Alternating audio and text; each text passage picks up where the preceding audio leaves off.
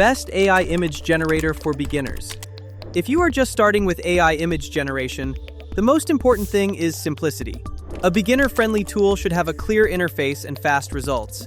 Let's look at a simple workflow. We open Magnific AI Image Generator. In the prompt field, we describe the image we want.